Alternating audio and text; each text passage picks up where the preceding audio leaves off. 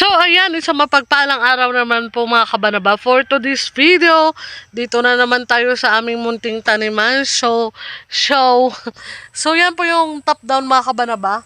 At nagdala na rin kami ng tubig kasi nga po, although na may ulan ngayong araw, pero baka by mga next day walang tubig ulan. Kaya yan, niready na po namin yung aming munting drum na may lamang tubig po mga kabanaba. So, yun.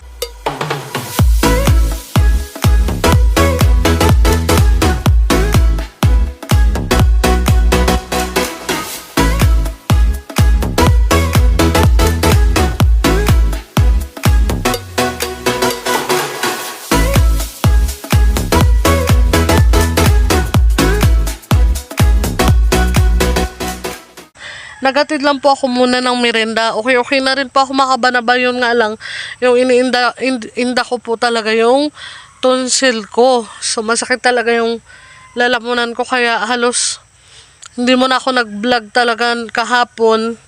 Nagpahinga talaga ako. Kaya yun, ngayon update lang din muna uli. Tapos, papakita ko na lang din na nanghiram na po talaga kami ng kalabaw ni Tito. Yung tito ko po na taga dito din, si Kabanabang Tito. Ay, buti nga po may kalabaw siya eh. Kung bibili po kami, wala pa rin kaming budget sa pang bili ng kalabaw ko. Kaya yun, hiniram na lang po namin siya, yung kalabaw niya. Pero syempre kahit pa paano, rerentahan din po natin. Syempre, nagamit natin yung kalabaw, hindi naman puro thank you, diba? Syempre kahit pa paano, dapat bigyan ko rin si Tito ng kahit ilan lang. Hindi naman siya mga kabanaba nagasingil, pero bigyan din natin. Siyempre may mga pangangailangan din siya, katulad na may mga estudyante rin si Tito ko. Kaya yun, buti nga nahiram namin, hindi na gaanong mahirap gumawa ng plot. Ang ginagawa na lang ni Daddy Marbs at Senior na bayot, binabasag na lang po nila yung mga lupa na buo na dinaanan na ng araro. Hindi na po totally na mano-mano nilang gagawa ng plat kasi di ba matigas nga din po yung lupa lalo na pag walang ulan. So yun, buti may kalabaw po kaming nagagamit ngayon. Thank you pala kay Tito ko, kay Tito Arnie. So yun po, nagatid ako ng merenda at syempre ito yung merenda na mga kabanaba. Para sa inyong kaalaman, ito yung tinatawag naming sinakol. So yung sinakol po, yan po siya oh. Yan, ito yung tinatawag na sinakol, yung ginigid na kamuting kahoy din in-steam, tapos may palaman po siyang nyug sa loob. So titikman ko. Ito po mga kabanaba, yan yung tinatawag na sinakol. So yun, nagatid ako ng merenda din. Ako na po yung unang nagtikim ng inatid kong merenda. Ito po yung mga drum.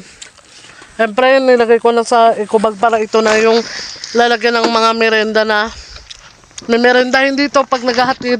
Yan. Pupunta po ako doon sa kanila. Papakita ko sa inyo yung drum na hinatid dito kanina ni Senior na bayot din ni Daddy Mabsiam po. May laman tubig para sa sunod gagawa na lang namin ng alulod para yun, pag umulan, masauran, tapos pag tuloy-tuloy na po yung ganda ng init, papawakay na po kami ng balon. Tingnan natin yung sitaw na unang tinanim ni Kadiles kung tumubo na. Kaya talaga nang lalamunan ko mga kabanaba. Kaya hindi tayo makapuwersa salita. So ibabakam ko po para makita nyo naman yung aming sili, tapos yung talong at yung kamatis. Medyo malalaki-laki na, pero may isang lane po dito na maliliit yung natanim na puno ng talong, kaya medyo nahirapan mag-recover. Lalo pa na mga nakarang araw, tuloy-tuloy po yung ulan. So yan, ibabakam ko po para makita nyo mga kabanaba. Yan po yung medyo maliliit na mga talong. Yan po yung linya niya. Papunta po doon. Kung nakikita nyo po yung green na yan, na maliliit, yan po yung talong. Then ito yung pangalawang linya. Ito po yung sinasabi ko sa inyo na medyo malalaki yung naitanim dito, kaya maganda na po yung tubo niya mga kabanaba. Hanggang doon po yan sa dulo. Bali ito po pala ay 3 linya. So ito po yung pangatlong linya. So Ito yung sumunod mga kabanaba. Yan yung aming bell pepper yan. Yung blinag din po namin nung nagtanim kami dito. Yan na po mga kabanaba yung aming bell pepper. Hanggang dulo rin po yan mga kabanaba. Bali ito yung bell pepper namin ay 4 na line. Ayan. Hanggang doon po yan bell pepper. Medyo maikli lang yung ng bell pepper. Yung napagtamnan kasi hindi pa nasagad hanggang doon sa dulo. Yan. Ilan ba? 1, 2, 3, 4. So, 4 din na 4 din na line ng bell pepper mga kabanaba. So, yan dyan nakatanim yung talong. Yung bell pepper dito naman po sa part na ito, finally, malalaki na yung kamatis mga kabanaba. Yan na siya. Yan na po sila. Ayan. Malalaki-laki na awa ng Diyos. Yan, hanggang doon po yung kamatis. So yan, update lang po. Then dito banda yung sumunod na dito. Ito na po yung sitaw. Dito po sa lane na ito kasi may gusto ako ipagawa kay Kabanabang Kuya Manny yung tawag dyan. Yung parang gagawin siya yung parang bahay-bahay mga kabanaba para pag bumagsak yung bungawa ng Diyos ng sitaw, doon sa gitna ka lang mag-harvest. Tapos, ayun, doon ka lang sa gitna mag-kuha, hindi nakatago yung mga bunga.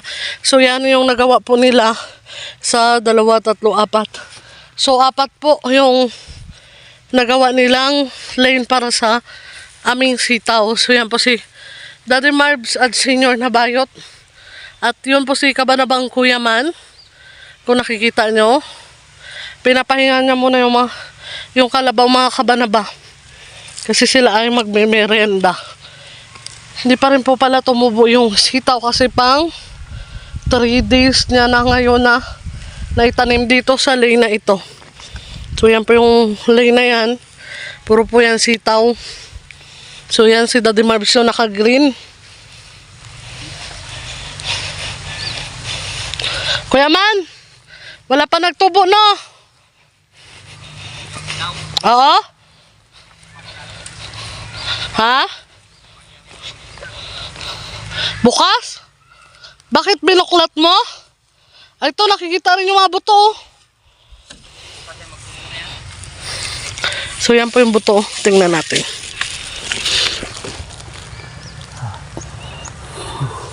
Dito pa man. Yan po yung buto mga kabanaba, kulay blue. Blue siya. Ay, oo. Ay, okay. So yan, anong masasabi mo for today's video, Kuya Man? Mas maganda bang may kalabaw? Oo naman. Ha? Iba yung lakas ng kalabaw kaysa lakas ng tao. Sa pag may kalabaw, katulad yan, 3 kayo dito ngayon. Ilang, yung magagawa? Ano ba tawag talaga dito? Tawag nilang plat. Plat, di ba? Tama. Pwede rin kama. Pwede rin kama. Ayan. Iba kama. Ito na ilalagyan nyo na may merinda palagi Yan. So yan po si Plat. Plat. Daddy Marbs. Paano maging kama, naman higaan. Ay. Subukan mo higaan, baka maging siya, kama. Senior na Bayot, tali ka? Ano masasabi mo for today's video? Ayaw niya na raw, mainit. Grabe yung minute. Ano masasabi mo? No comment. No comment for today's video. Medyo hinihingal po ako. So yung baka ba na pink tsaka violet, nakita mo na? Tatalian ko na yun pag pumasok ulit. Anong kulay ng tali mo? Kulay blue. Blue? Aray ko mga kabarama. Challenge lang po yun. So yan dyan. Ano na ngayon dito, Kuya Man? Ito yung inaararo mo na ito? Yan yung kasunod, pipino. So yan po, pipino.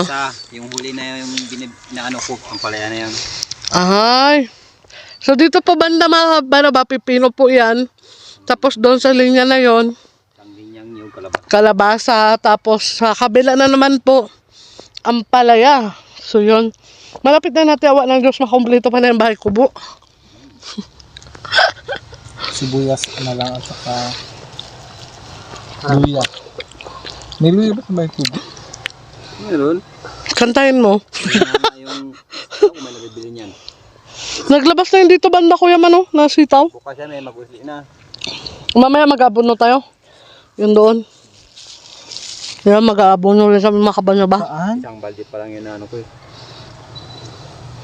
So yan, nag-merienda po sila for today's video. Si Daddy Marbs, wow. Nakatupad ka pa. Kaya mo ba tuparin yung mga pangako mo?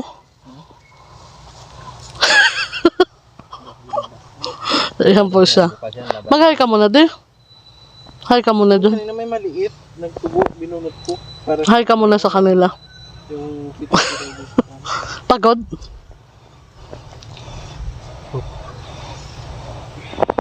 So yan, hinihingal na po si Daddy Marbs. Ayan, bibigyan po natin siya ng Coke. Coke rang. Ano masasabi mo, binigyan kita ng Coke? Thank you. Oh, okay. So yan lang mga kabaraba, update lang kayo mamaya uli. Siguro pagkaya at walang ulan, magtatanim din kami uli ni Kadiles para matanim na yung mga unang dapat mamungawa ng Diyos. Kasi ito talaga, di ba Kuya Man, mga saglit lang ito. Sobra lang isang buwan. Pinakamabilis. Mamumunga na. Ayan, so baka sa sunod na vlog ko na naman po yun. At least na-update ko po kayo at hindi po talaga ako muna gaano magpuwersa magsalita ngayon mga kabanaba. Yun mga kabanaba, na-update ko na po kayo sa mga ginagawa-gawa namin dito sa aming mini garden at syempre humingi talaga ako ng pasensya na hindi pa muna makapagpuwersa salita si kabanaba nyo dahil nga po masakit pa yung aking lalamunan. So for today's video, yun lang po muna mga kabanaba. Sa mga walang sawang sumusuporta sa aking munting YouTube channel, maraming salamat po.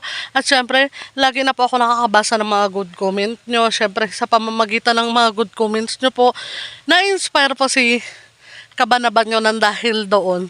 So, yun lang po muna mga kabanaba. And, ingat po tayong lahat. Ingat po kayong lahat. Lalong-lalo na sa mga malalayo sa mga pamilya nila, mga OFW po dyan, sa mga taga-ibang bansa. Maraming salamat po sa pagsuporta nyo sa aking munting YouTube channel. Ako nga po pala si kabanaba nyo, Jack Edora from Brooks Point. Sa mga hindi pa po nakapag-subscribe sa aking munting YouTube channel, subscribe na po kayo pag kayo ay napadaan para po madagdagan na rin yung aking mga subscriber. At syempre, habang tumatagal po, ma-monetize po tayo awa ni Lord ni YouTube. So yun lang po for today's video mga kabanaba. In-update ko lang kayo at syempre naghatid lang po ako ng merenda muna. Yun lang po. Ingat po tayong lahat and God bless you to our next video mga kabanaba.